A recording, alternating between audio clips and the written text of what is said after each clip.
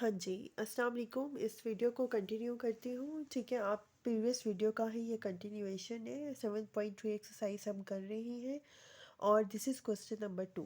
Question number 2 को आप समझें कि if 3 and 6 are two arithmetic means between A and B find A and B.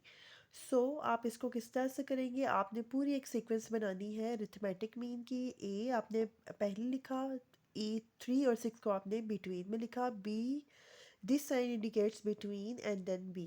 अब आप इस चीज़ को समझें, ये आपका A1 होगा, ये आपका A2 होगा, ये आपका A3 होगा और ये आपका A4 होगा। अब आपने इनके बीच में कॉमन डिफरेंस निकालना है। Common difference 6 minus 3 is 3। Now इसको अंडरस्टैंड करें कि बी आपको लिखा हुआ है A4, यानी कि A1 A2 A3 और A4, यानी कि बी आपका A4 है। और A4 और डी डिफरेंस किसके इक्वल होता है, यहाँ पे मैं आपको एक्सप्लेन कर देती हूँ कि जो डी डिफरेंस होता है बेसिकली वो A4 माइनस A3 होगा। तो यहाँ पे आप देखो A3 जो है वो इधर चला जाएगा, तो ये A3 प्लस डी हो जाएगा। तो आपके पास ये वैल्यूज़ आ जाएंगी बी की।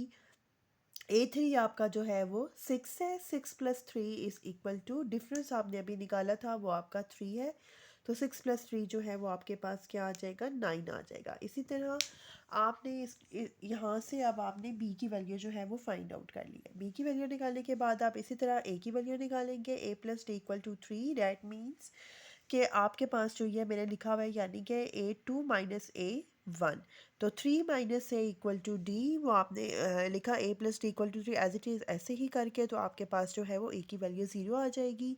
सेम एज इट इज़ आपने बी की वैल्यू भी निकाल ली, बी की निकाल ली, ए की निकाल ली, डी की, और यही हमें सॉल्व करना था और आपने इसको ऐसे ही सॉल्व करना है।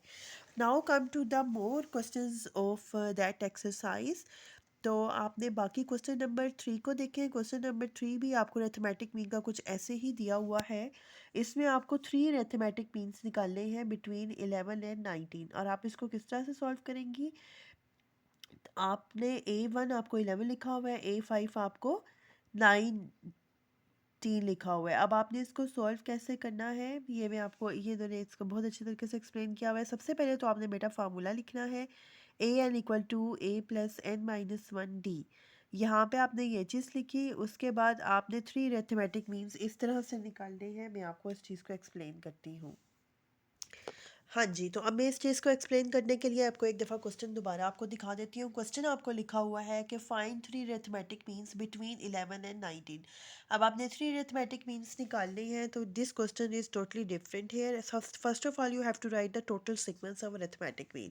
That means A1 A2 A3 A4 A5 आपने लिख लिया है। अब आपने इसमें डिफरेंस निकालना है। डिफरेंस का मतलब ये है कि पहली जो आपकी टर्म होगी वो आपको 11 दी हुई है, और जो लास्ट टर्म आपको दी हुई है वो आपको 19 दी हुई है। तो यहाँ पे आप इसको 19 लिख लेंगे। अब आप इसको देखो कि आपके बीच में 1 2 3 अरिथमेटिक मीन्स है जो आपने फाइंड आउट करने हैं। डैट मीन्स आपको A1 दिया हुआ है और A5 भी आपको दिया हुआ है।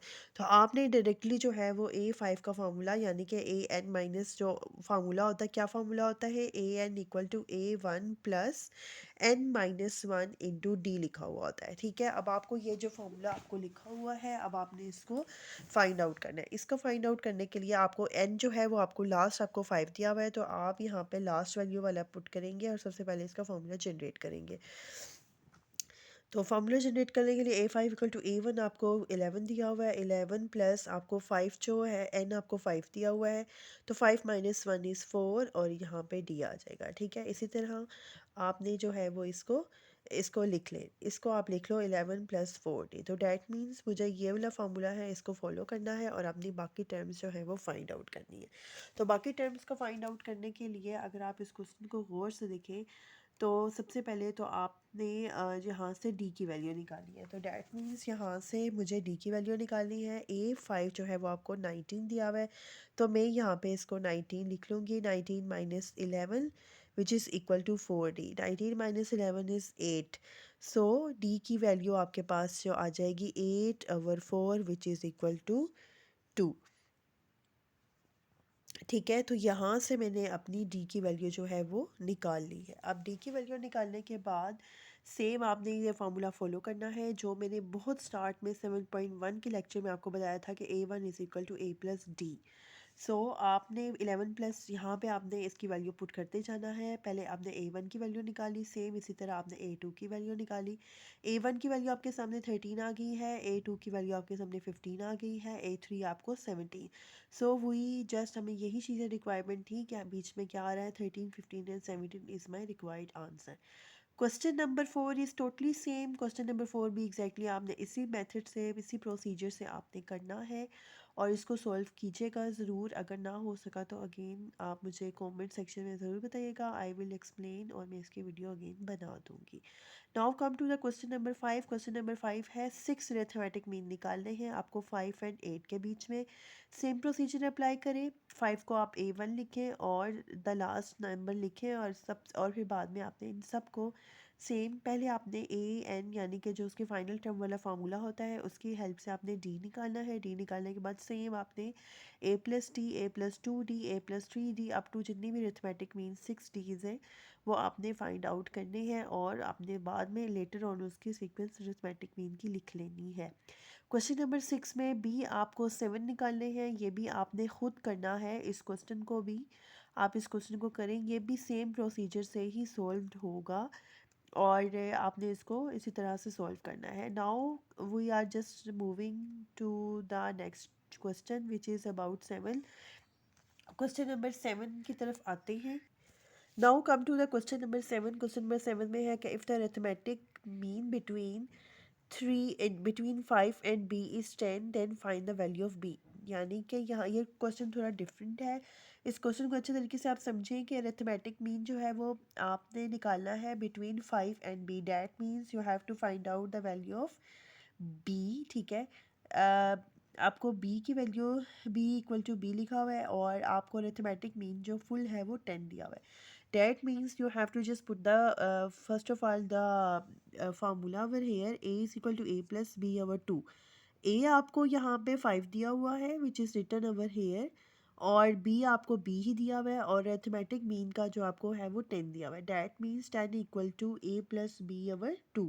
यानी कि a 5 प्लस b over 2, 2 पर ले जाएँ 20 और ये आप इसको सॉल्व करें तो यहाँ से आपको b की वैल्यू मिल जाएगी और हमें यही निकालनी थी और ये 15 के इक्वल है।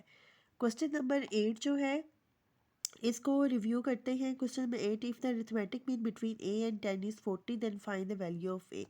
This question is same like the question number 7। Question number 7 where you have to find out the value of b and here you have to find out the value of a।